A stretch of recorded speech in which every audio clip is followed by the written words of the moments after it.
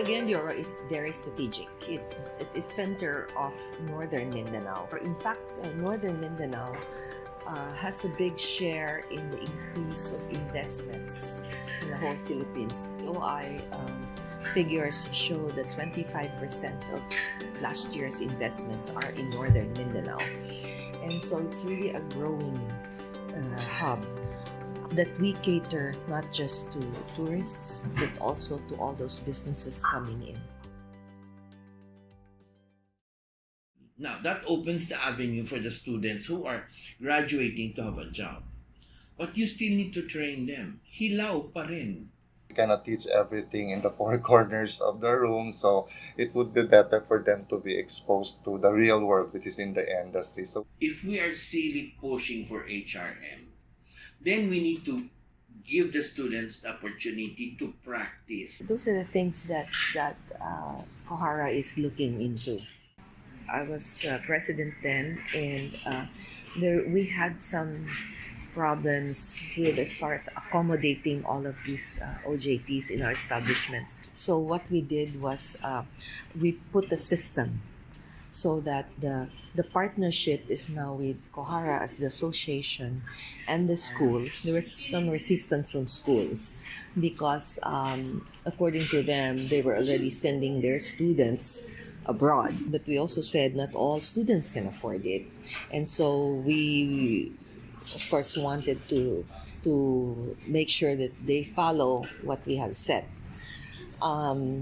And I think the biggest requirement that we have also for the schools is for them to monitor their students. I think they saw the advantage also of Kohara stepping in because the deployment alone of students for OJT is quite a task. And what they do is first they have to go to the Kohara office with their school's recommendation. We train them, we brief them the expectations and how to behave, what to do, and then we assign them to our members. You cannot help it. Some students would have preference into where they want to go, and of course we look into it. But the establishments can only accommodate so much, and that is why what is good with this is we also program their hours into the different establishments. We have tourism courses about tending, FBS, cookery, bread and pastry, barista. So we have to undergo OGTs in some hotels in Cagayan de Oro, especially in Kohara. We always require our students to be endorsed by Kohara because they will be protected by the time they will be in their duty. They will be trained, they will be oriented by Kohara before building them to hotels and service centers. So let's say there's one student who wants to experience a front desk operation. Not all establishments accept students on the front desk because it's frontline, and so we try to see that they go into another establishments that can accommodate them having that kind of experience. We also look into the number of hours that they're really needed in the establishments and where they're needed. So, na-institutionalize siya. We actually depend on the training plan of the industry. So it's not like before, when you do your practicum, you just have to, you were asked to be told to do some things, which is actually not in line with the field that you are in.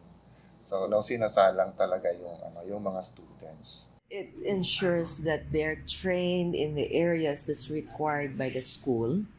It also sees to it that the school checks on their students, and that there is awareness in the establishments also to see to it that even their operations are also up to standards. They look more equipped and ready for the real world. Even some of the practicumers that the industry are going to take them as their regular employees when they graduate.